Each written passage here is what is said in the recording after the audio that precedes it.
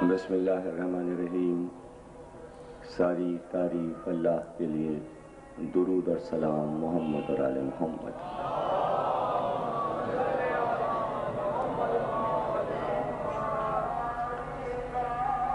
1420 ہجری کے عشرہ محرم کی شاہ نجف میں 10ویں تقریر آپ حضرات سماعت فرما رہے ہیں۔ کل آخری تقریر شام غریبہ کی اس خانے میں شام کو منعقد ہوگی۔ چونکہ سلسلے کی عشرے کی آخری مجلس ہے، اس لیے ہم شکریہ تو کیا ادا کریں آپ کا کہ اتنی محبت سے آپ کا آنا اور فضائل اور مصائب میں کشادگی دل اور کھلے ہوئے پھول کی طرح خوبصورت ذہن کے ساتھ آپ کا ان تقریروں کو سننا، محفوظ کرنا، اور خوشی کی بات محسوس ہوئی کہ خاصی تعداد میں ماشاءاللہ بچوں اور جوانوں نے پہنچ کر وقت کے ساتھ ان مجالس میں حصہ لیا۔ انتظامیہ کا شکریہ اور ٹرسٹیز کی طرف سے شاہ نجف کے تمام ٹرسٹیز آپ کے شکر گزار ہیں، اور اسکاؤٹس کے بھی شکر گزار ہیں، اور حکومت کی طرف سے جو انتظامات مارٹن روڈ کے امام باڑے کے چاروں طرف سرکاری انتظامات تھے، اس کا شکریہ بھی ٹرسٹیز نے ادا کیا ہے کہ حسین کے غم کا احترام حکومت نے کیا اور بہت اچھا انتظام کیا۔ اللہ سب کو خوش رکھے، آپ کو بھی خوش رکھے، اور آپ کی دعاؤں کو اللہ اسی وسیلے سے قبول کرتا رہے، اور اسی طرح مجلسوں کی بہار بنے رہیں۔ آپ کے دم سے یہ مجلسیں، یہ محفلیں اور یہ بہاریں ہیں۔ کہاں منصب اتنا بڑا دنیا میں کسی کو ملا کہ وہ اپنی زبان سے یہ کہہ سکے دم ہمہ دم علی علی۔ یہ منصب قدرت کے یہاں آپ کے لیے تھا، آسان نہیں تھا، جبکہ یہ اعلان تھا سر کٹانے ہیں، گھر لٹانے ہیں، نسلوں کو تباہ کر دیا جائے گا، لیکن جب خود خدا کہے بندوں سے کہ ہم تمہاری شہادت کو زندگی بنائیں گے اور ہم اپنی طرف سے تمہیں رزق عطا کریں گے، تو بس پھر کیا تھا، ٹکرا گئے زمانے سے علی علی کرتے ہوئے علی والے۔ اس لیے کہ انہیں یہ اطمینان تھا کہ جیسے زمانہ مر جاتا ہے اور مر جائے گا، ہم زندہ رہیں گے دنیا میں بھی اور آخرت میں بھی۔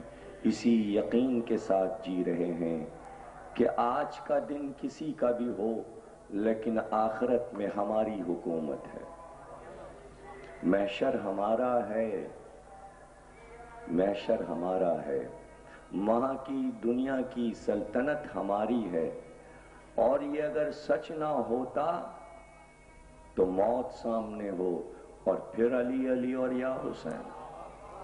کتنا یقین ہے ان سچوں پر، ان صادقین پر کہ جو یہ وعدہ کر کے گئے کہ تم محبت کرنا، وعدہ ہمارا ہے کہ ہم یہاں کیا دیں گے اور وہاں کیا دیں گے۔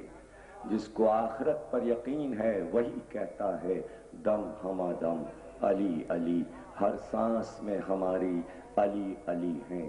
کیا خوبصورت نام ہے کہ معصومین نے کہا اے آل محمد تمہارے نام اتنے شیریں ہیں کہ ادھر زبان پہ نام آیا اور مٹھاس آئی، دل کو ایک سکون ملا۔ ایسے نام بھی تو کسی کے نہیں ہیں، میٹھے میٹھے نام، محمد، علی، فاطمہ، حسن، حسین، سارا پیار قدرت میں ان ناموں میں بھر دیا. کتنی محبت، کتنی شیرینی بھر دی. اور پھر جب اللہ پکارے علی، اور جب اللہ ملک سے کہے تم پکارو لا فتح الا علی، لا سیف الا ذوالفقار، اور جب اللہ اپنے حبیب سے خیبر کے میدان میں کہے کہ پکاریے علی کو، آواز دیجئے علی کو، آپ کی صدا پر علی آئیں گے.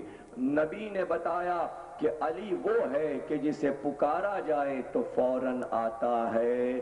اس دن سے ہمیں اپنے نبی پر اتنا یقین ہے کہ نبی نے یہ دکھا دیا کہ دیکھو ہم علی کو پکارتے ہیں تو وہ آ جاتے ہیں، اب تم بھی جب پکارو گے تو وہ آ جائیں گے. ہم نے جب بھی علی کو پکارا وہ آ گئے. وہ قریب ہی ہوتے ہیں. پکار کے صدق دل سے کوئی دیکھے. یہ علی علی کے نعرے اسلام کو زندہ رکھے ہوئے ہیں. نبی نے بتایا کہ اگر علی نہ آتے تو خیبر کبھی فتح نہ ہوتا. بہت مشکل تھا سازشی یہودیوں سے جیت جانا، اور ان قلعوں کو فتح کرنا آسان نہیں تھا.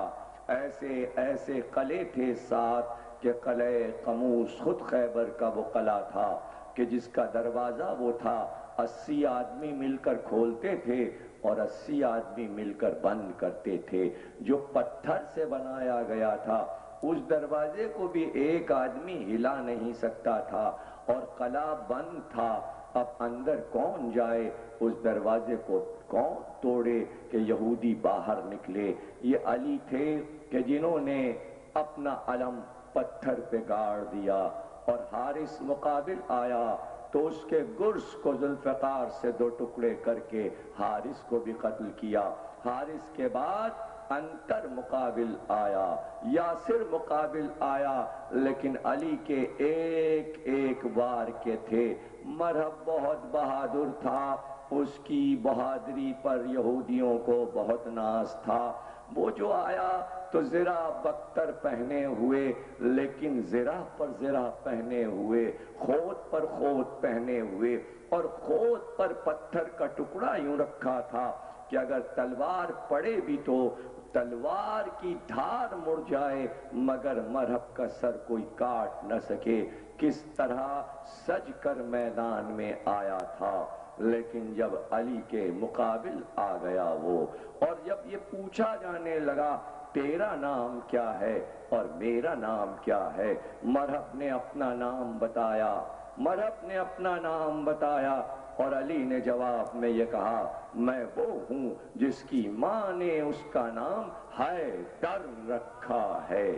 یہ نام جو گونجا خیبر کے میدان میں، علی نے آج پہلی بار یہ نام ماں کا رکھا ہوا بتایا کہ میری ماں نے میرا نام حیدر رکھا ہے.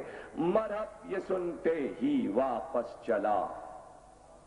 اپنے گھوڑے کو اس نے موڑ لیا، لیکن وہ آیا جو ازل سے قسم کھائے ہوئے ہے کہ ہم ہر کافر، ہر مشرک کو بہکاتے رہیں گے.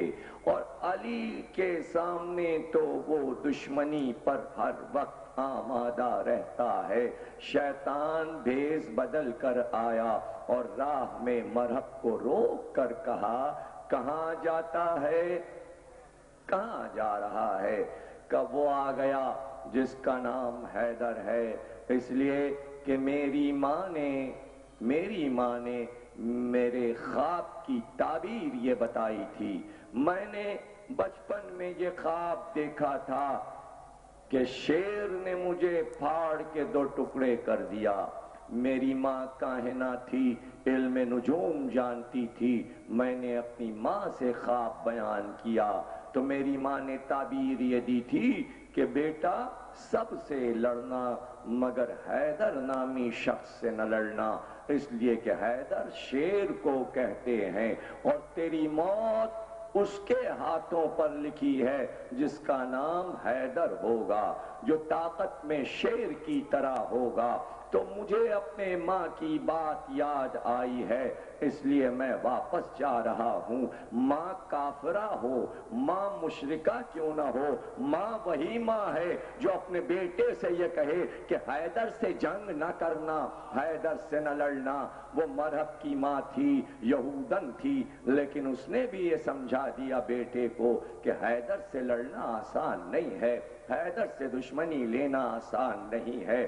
شیطان نے کہا صحیح ہے، تو نے خواب دیکھا ہوگا، تیری ماں نے تعبیر دی ہوگی، لیکن ایسا کر کہ یہ بھی تو سوچ لے کہ حیدر نام کے بہت سے لوگ ہو سکتے ہیں، ہو سکتا ہے یہ جوان کوئی اور ہو اور اس کے ہاتھ پر تیری موت نہ ہو، یہ کوئی اور حیدر بھی ہو سکتا ہے۔ اور یہ بھی تو بات ہے کہ اگر واپس جائے گا تو یہودی عورتیں تیرا مذاق اڑائیں گی، بچے تجھ پر ہنسیں گے، ساری زندگی تو نے بہادری میں گزاری ہے، اب کیا اپنا مذاق اڑوائے گا اور اپنا بڑھاپا خراب کرے گا؟ جا ہمت کے ساتھ جا کر لڑ۔ واپس چلا اور پھر علی کے مقابل آیا، لیکن یہ معلوم ہو گیا خیبر میں کہ حیدر سے لڑنے وہی آتا ہے جو شیطان کا بہکایا ہوا۔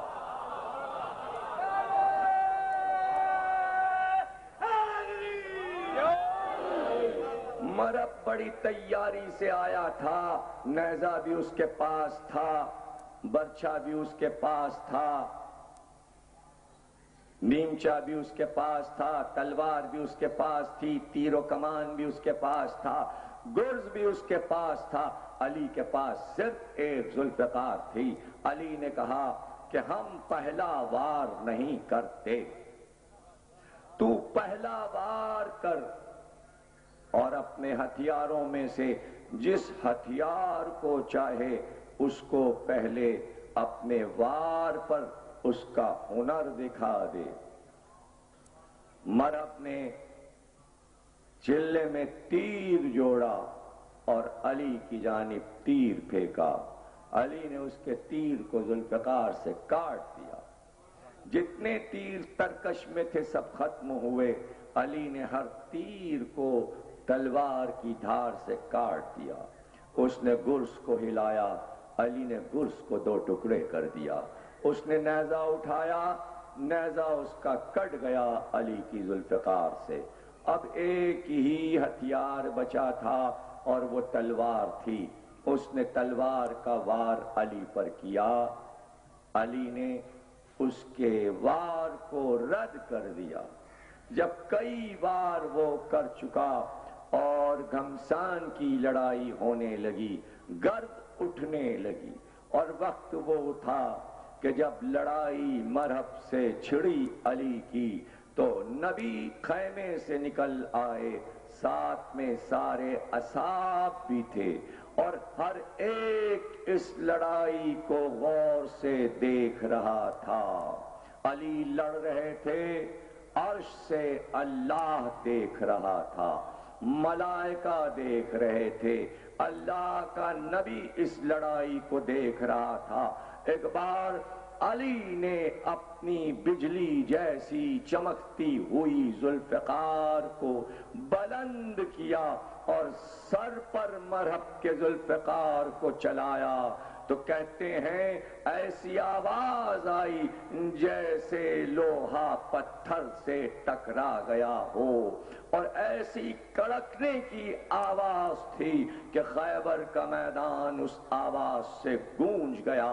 علی کی ذوالفقار چلی، اس کے خود کو کاٹا، پتھر کے ٹکڑے کو کاٹا، سر کو دو حصے کیا، دانتوں سے ٹکرائی، گردن کو دو ٹکڑے کیا، سینے کو شگافتہ کیا، اور مرہب کو دو ٹکڑے کرتی ہوئی اس کے رہوار کو کاٹا۔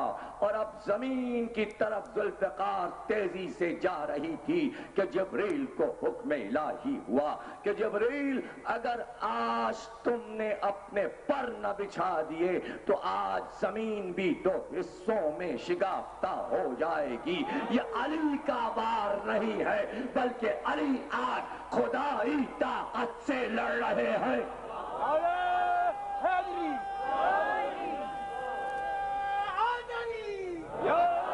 چونکہ وعدہ تھا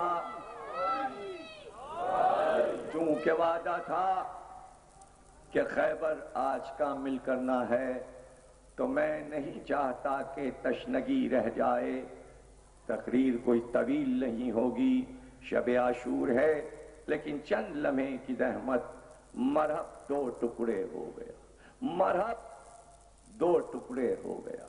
علی کی ذوالفقار نے خیبر کا میدان فتح کر لیا، خیبر کا میدان فتح کر لیا. ادھر مرحب کو علی نے قتل کیا اور ادھر لشکر نے یہ دیکھا کہ علی اس شان سے لڑ رہے ہیں. اس جنگ میں علی کے پیر زمین پر نہیں تھے. اور جب نبی سے کہا گیا کہ ذرا علی کے ہاتھوں کو دیکھیے تو نبی نے کہا تم ہاتھوں کو دیکھ رہے ہو، میں پیروں کو دیکھ رہا ہوں. پیر ہوا پر بلند ہیں. حیرانی تھی کہ یہ خیبر کی لڑائی میں علی کے پاؤں فضا میں کیوں بلند تھے.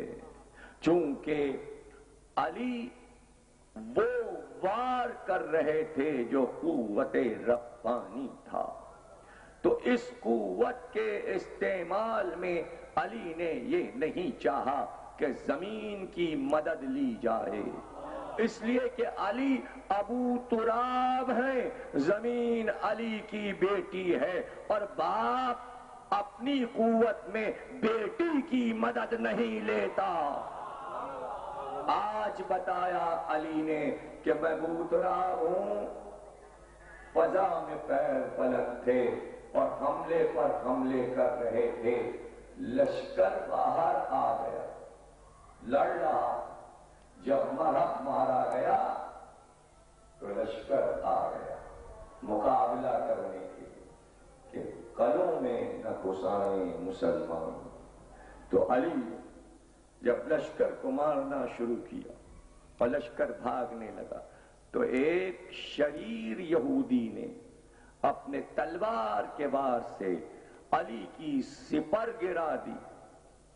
علی کی سپر ہاتھ سے چھوٹی تو علی جلال میں آ گئے اور ایک بار جست کر کے علی نے قلعہ خیبر کے دروازے پر 2 انگلیاں ڈال اور 2 انگلیوں کا در تک جانا تھا کہ ایک بار انگلیوں سے در کو ہلایا اور ہلانے کے بعد کڑوں سے چول سے نکال کر اس بھاری دروازے کو جسے 80 آدمی کھولتے تھے اور بند کرتے تھے، علی نے ایک ہاتھ پر اس دروازے کو اٹھا لیا اور جب دروازے کو سپر بنا کر لشکر کی طرف بڑھے تو اس دن پتا چلا کہ نبی نے کیوں ناد علی میں کہا تھا کہ علی مظہر العجائب ہے.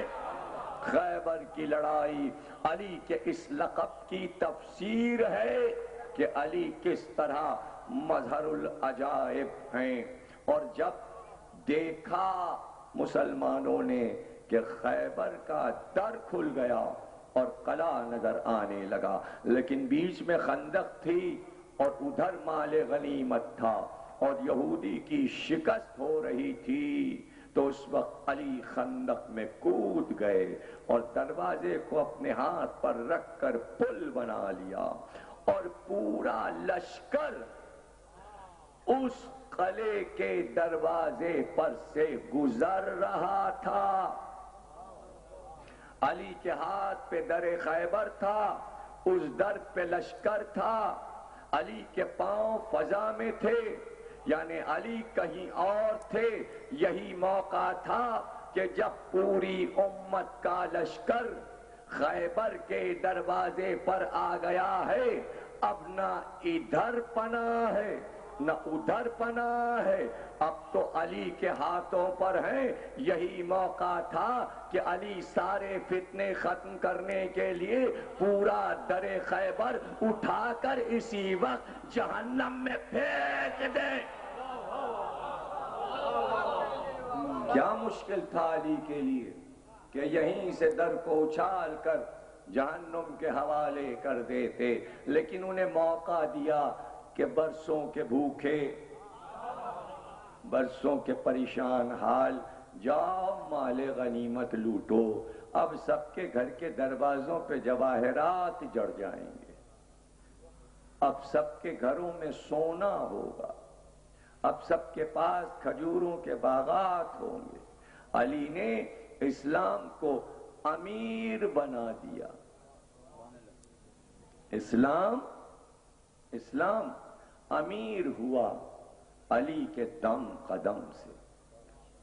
اب بھی نہ اگر سب مل کر نعرہ لگائیں دم ہما دم علی علی کا، تو اس میں ہم کیا کر سکتے ہیں؟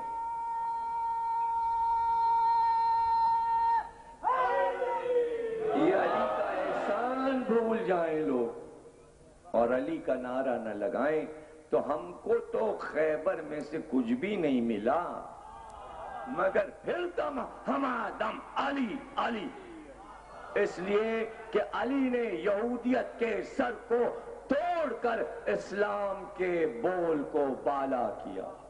خیبر نام ہے علی کی فتح کا۔ کہتے ہیں کہ جب خیبر فتح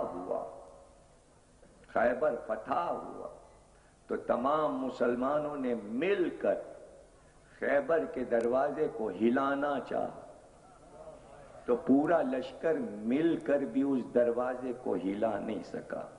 قلعہ خیبر آج بھی ہے عرب میں، دروازہ بھی وہیں اب تک پڑا ہے، اب جا کے کوئی ہلا لے، پڑا ہوا ہے وہیں، دروازہ پڑا ہوا ہے، اگر اٹھایا جا سکتا تو اٹھا لیا جاتا۔ خیبر اسی طرح ہے جیسے 1400 سال پہلے بنا ہوا تھا، ظاہر ہے کہ پہاڑیوں کو کاٹ کر بنایا گیا ہے، اور سعودی عرب کے آثار قدیمہ میں ہیں، سارے قلعے موجود ہیں، جا کر کوئی دیکھے کہ ان قلعوں کو علی نے کس طرح فتح کیا۔ جب مال غنیمت لٹ چکا اور حی بن اخطب سردار یہودی کی بیٹی جناب صفیہ بھی اسیروں میں آئیں، تو ان کی پیشانی پر ایک زخم تھا۔ رسول خدا نے پوچھا کہ یہ پیشانی پہ زخم کیسا ہے؟ کہ ہم اپنے قلعوں میں تھے اور ہم تخت پر بیٹھے ہوئے تھے، جب آپ کے بھائی علی نے قلعہ خیبر کے دروازے کو ہلایا تو ہمارا قلعہ لرزنے لگا، اس وقت ایسا زلزلہ آیا کہ ہم منہ کے بل زمین پر گر گئے۔ یہودیت کو سجدہ کروانے والا ہے علی۔ ایک قلعہ خیبر نہیں فتح ہوا ہے، اس میں ہزاروں مسائل ہیں، اور آپ یہ کہیں کہ خیبر کی لڑائی نہ پڑھو۔ کیوں نہ پڑھو؟ اگر آپ یہودیت سے جیتنا چاہتے ہیں، چاروں طرف سے مسلمان یہودیت سے گر چکے ہیں، تو آپ کو خیبر ہی یاد کرنا چاہیے کہ یہودیت سے جیتا کیسے جاتا ہے۔ اس لیے خیبر کو بار بار سبق میں پڑھیں، اپنے بچوں کو یاد کرائیں، اور اگر کوئی کبھی آپ سے یہ بحث کرے کہ خیبر نہ پڑھو، خیبر پڑھنے کا کوئی فائدہ نہیں، تو اس کو ایک جواب دیجئے گا کہ 7 ہجری میں خیبر ہوئی تو جناب سیدہ 7 ہجری سے جب تک حیات رہیں 11 ہجری تک روزانہ بچے جب ماں کے پہلو میں لیٹتے تو کہتے اماں ہمیں خیبر کا قصہ سنائیے۔ حسن اور حسین کو لوری میں زہرا نے خیبر سنایا ہے، سلسلہ رکا نہیں، قسم کھا کر آپ کو بتا رہا ہوں کہ زہرا سے پوری خیبر سن کر زینب نے زبانی یاد کر لیا تھا۔ بعد نبی بعد زہرا بچوں کو گھر کے جمع کر کے روزانہ علی اکبر، قاسم اور محمد کو جناب زینب مار کے خیبر سناتی تھی۔ سنت زینب ہے، سنت فاطمہ زہرا ہے خیبر سنانا۔ بچے مچل مچل کے کہتے اماں کیسے لڑے ہمارے نانا خیبر، اور جب سناتی جناب زینب اسے میر انیس نے نظم کیا، لشکر نے 3 روز ہزیمت اٹھائی جب، جناب زینب بچوں سے کہہ رہی ہیں میر انیس کے مرثیے میں، لشکر نے 3 روز ہزیمت اٹھائی جب، قتل کر کے مرحب کو بڑا وہ شیر رب، در بند کر کے قلعے کا بھاگی سپاہ سب، اکھڑا وہ یوں گرا تھا جو در سنگے سخت سے، جس طرح توڑ لے کوئی پتا درخت سے، اس طرح توڑ لے کوئی پتا درخت سے۔ جناب زینب بچوں کو خیبر سناتی۔ یہی وجہ ہے کہ جب زہرا نے حسن اور حسین کو لوری میں خیبر کی جنگ سنائی تو علی کا بیٹا حسین کربلا میں یوں لڑا کہ علی کی لڑائیاں عرب والے بھول گئے، پھر حسین کی لڑائی یاد ہے۔ وہ جنگ کربلا میں حسین نے کی ہے، اس وقت جنگ کی ہے، نہ لشکر تھا، نہ کوئی ساتھی تھا، نہ کوئی جوان تھا، نہ کوئی بوڑھا تھا، ایک اکیلے نے 30 لاکھ کے لشکر کو کوفے تک بھگایا ہے۔ وہ جنگ حسین ابن علی نے کی ہے، رات حسین کی ہے، کل کا دن حسین کا ہے۔ کچھ زیادہ پڑھنے کی ضرورت نہیں، بس چاہتا تھا کہ کچھ معلومات بچوں اور جوانوں تک محفوظ ہو جائے۔ حسین تنہا ہو گئے، اکبر کا لاشا اٹھا چکے، عباس کا لاشا اٹھا چکے، فرات پر عباس کے لاشے کو یہ کہہ کر رکھ دیا، عباس تمہاری وصیت ہے کہ لاشا خیمے میں نہ جائے، تو میرے بھائی اب قیامت تک تم یہیں آرام کرو گے۔ علی اصغر کی قبر بنا چکے، ہاتھ میں مٹی بھری تھی اصغر کے قبر کی کہ خیمے کا رخ کیا، سید الساجدین سے کچھ باتیں کی، باپ اور بیٹے میں راز امامت پر گفتگو ہوئی، ایک ایک بی بی سے رخصت ہوئے، سکینہ بی بی بھی کھڑی تھیں سامنے، بابا کو دیکھ رہی تھی۔ جب چلنے لگے حسین تو بیویاں سر کے بال کھول کر خیموں کے دو رویا کھڑی ہو گئی، اور ہر بی بی کہتی تھی حسین درمیان سے نکل جاؤ تاکہ ہم تمہیں دل بھر کے دیکھ سکیں۔ ایک ایک بی بی شہزادے کو دیکھ رہی تھی، زہرا کے لال کو دیکھ رہی تھی۔ کہتے ہیں جب حسین رخصت ہوئے تو تمام خیموں کی بیبیاں جناب زینب کے خیمے میں آ گئی تھی۔ بہت مشکل منزل، بہت سخت منزل، ایک ایک بچے کو جمع کر کے جناب زینب کو دیکھا اور کہا کہ بہن یہ سب تمہارے حوالے، تمہارے حوالے۔ فضہ کہتی ہے کہ بھائی بہن کو لیے ہوئے ایک تنہائی کے گوشے میں جا کر بیٹھ گیا، بھائی اور بہن میں جانے کیا راز کی باتیں ہوئیں، لیکن فضہ یہ کہتی ہے کہ اتنا ہم نے دیکھا کہ جب باتیں کرنے حسین زینب کو لے گئے تھے تو حسین آگے چل رہے تھے، زینب پیچھے پیچھے چل رہی تھی، لیکن جب بھائی اور بہن واپس آئے تو زینب آگے چل رہی تھی، حسین پیچھے چل رہے تھے۔ گویا قافلے کی سرداری بھائی نے بہن کے سپرد کر دیا، اور شاید بہن آگے اس لیے چل رہی ہے کہ حسین یہ دیکھنا چاہتے ہیں زینب ذرا امام کے آگے چل کر بتاؤ تو قافلہ لے کر کیسے شام تک جاؤ؟ بہت راز کی باتیں ہیں کہ خیمے میں کیا باتیں ہوئیں، کس طرح حسین رخصت ہوئے۔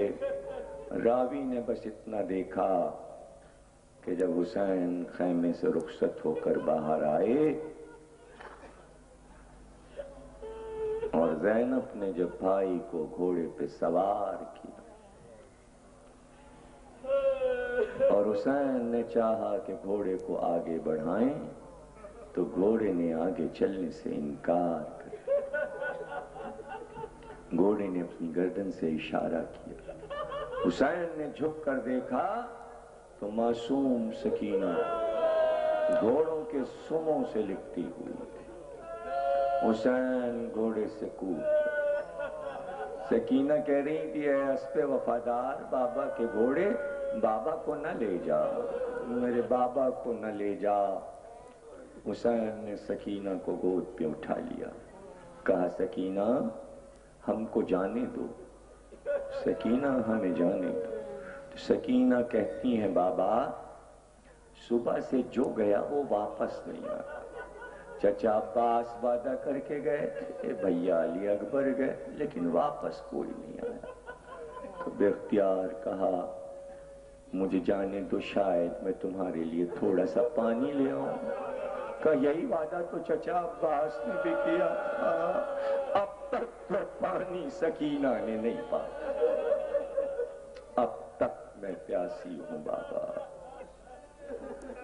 کہا سکینہ پانی پینا چاہتی ہو، بہت پیاس ہے؟ کہاں بابا، اگر تھوڑا سا پانی مل جاتا۔ جس مقام پر کھڑے تھے زمین پر ٹھوکر ماری، پانی کا چشمہ ابلنے لگا۔ کہا سکینہ کتنا پانی پینا ہے بی بی، سامنے پانی ہے پی لو۔ لیکن سکینہ پانی پینے سے پہلے ذرا سامنے تو دیکھو۔ دیکھا تو کروڑوں انسان دھوپ میں، کھادا رسول کی امت ہے، یہ محشر کی پیاس ہے۔ سکینہ اگر آج اس چشمے کا پانی پی لیا تو یہ سب پیاسے رہ جائیں گے۔ کہا نہیں بابا یہ ہم سے زیادہ پیاسے ہیں، ہمیں پانی نہیں چاہیے، یہ چشمہ ہٹائیے۔ سکینہ پیاسی رہے گی، یہ حسین کے بچوں کا کردار تھا۔ چشمہ نگاہوں سے غائب ہو گیا۔ سکینہ نے پیاس کو پسند کیا کہ محشر میں امت کی پیاس سکینہ نے دیکھ لی۔ کیسی رحمت ہے سکینہ امت کے لیے۔ اللہ جو محشر کی پیاس کو بچائے وہ سکینہ اسی امت کے تماچے کھائے۔ کیا یہ انصاف تھا حسین کے بچوں کے ساتھ؟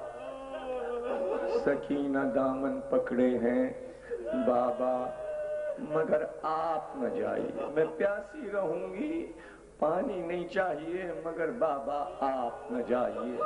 بہت مشکل منزل تھی کہ حسین بچی سے کیسے رخصت ہو۔ کہا سکینہ ایک بات ہم تمہیں بتاتے ہیں بیٹا، جب تم پیدا نہیں ہوئی تھی تو میں نے کعبے کا پردہ پکڑ کے یہ دعا کی تھی، پروردگار اگر مجھ کو پسندیدہ بندہ بنانا چاہتا ہے تو مجھ کو ایک بیٹی ایسی عطا کر جس سے میں بہت محبت کروں اور وہ بچی میرے بغیر نہ رہے، وہ مجھ سے محبت کرتی ہو، وہ میرے سینے پر سوتی ہو، اور اے پروردگار اسی بچی کے ذریعے سے جب تو چاہے تو حسین کا امتحان لے لے۔ اے سکینہ ہم نے اللہ سے تمہارے لیے دعا کی، تب تم ہم کو عطا ہوئی، تم ہم کو اس لیے ملی ہو کہ تمہارے ذریعے اللہ ہمارا امتحان لے رہا ہے۔ سکینہ اس محبت میں جدائی ہوگی۔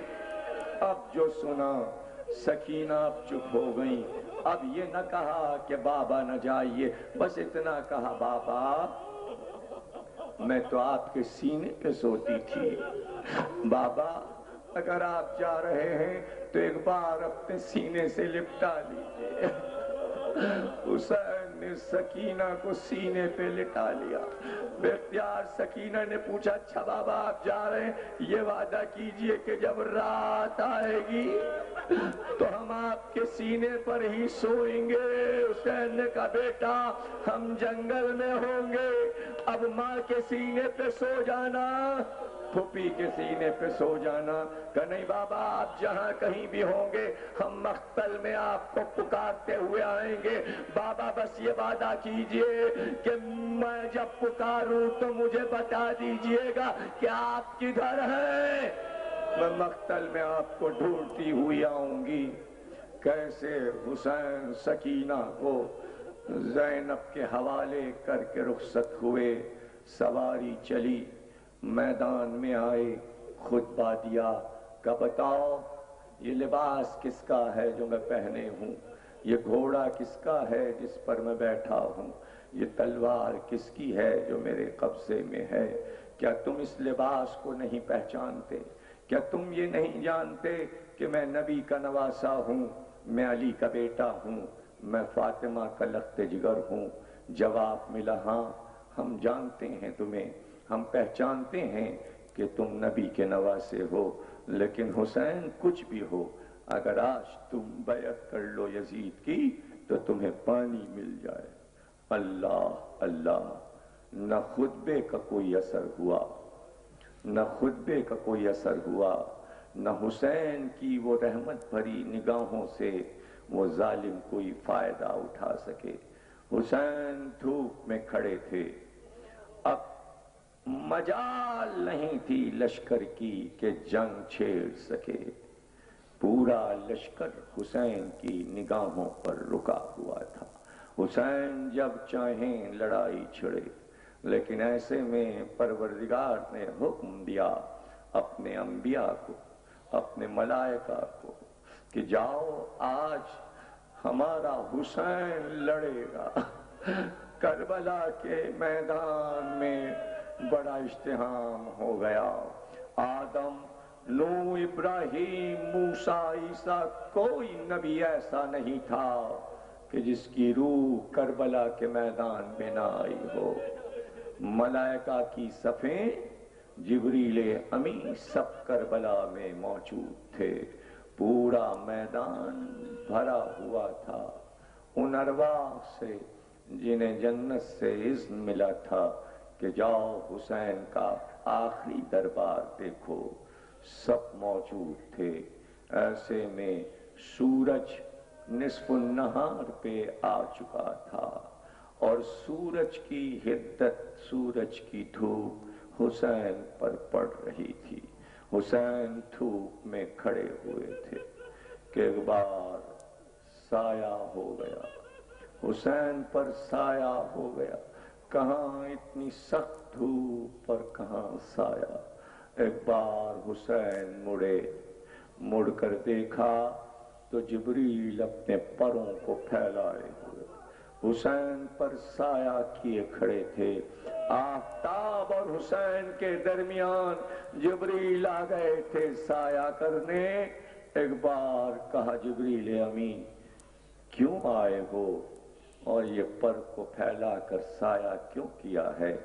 بے اختیار جبریل نے کہا شہزادے جھولا جھلایا ہے، ماں کا پیار آنکھوں سے دیکھا ہے، چکی پیستی جاتی تھی اور گود میں آپ کو لے کر لوری دیتی جاتی تھی، بچپن میں گود میں کھلایا ہے حسین، اتنی دھوپ میں کھڑے ہو مجھ سے نہیں دیکھا جاتا، ارے تیری ماں حسین دھوپ میں نہیں نکلنے دیتی تھی۔ کہا جبریل ہٹ جاؤ، یہ وقت امتحان ہے، معبود امتحان لے رہا ہے اور حسین امتحان دے رہا ہے، ہٹ جاؤ جبریل، ہمارے اور معبود کے امتحان میں حائل نہ ہو، پروں کو سمیٹ لو، ہٹ جاؤ۔ جبریل حکم حسین سے ہٹ گئے، ادھر جبریل نے اپنے پر سمیٹے، ادھر حسین نے اپنے گریبان کو پھاڑ دیا۔ اور گریبان کو پھاڑ کر سورج کی طرف سینہ کیا، کہا معبود تیرے سورج میں جتنی گرمی ہے سب کا رخ حسین کی طرف کر دے۔ حسین امتحان دے رہا ہے۔ آج ہم یہ دیکھنا چاہتے ہیں کہ ہم امتحان میں کتنے کامیاب ہوتے ہیں۔ کون تھا جو حسین کے امتحان میں حائل ہو جائے؟ ملائکہ کو بھی پیچھے ہٹا دیا، جنوں کے لشکر کو بھی پیچھے ہٹا دیا۔ ہم نہیں چاہتے کہ کوئی ہماری طرف سے لڑے، اس کے باوجود یہ آواز حل من ناصر، ہے کوئی ناصر، ہے کوئی حسین کا مددگار؟ یہ حسین آخری لڑائی کربلا کی لڑ رہے تھے۔ حسین کے بعد پھر کوئی امام لڑا نہیں۔ حسین کی جنگ پر جہاد کا خاتمہ ہو گیا۔ اس دبدبے سے زیر کیا روم و شام کو حکم جہاد، پھر نہ ہوا 9 امام کو۔ یہ حسین کی جنگ تھی کہ 9 اماموں کو پھر جہاد کا اذن نہیں ملا۔ اس شان سے حسین لڑے، لیکن ہر بار حملہ کر کر کے کہتے جاتے، ہے کوئی میرا ناصر، ہے کوئی میرا مددگار؟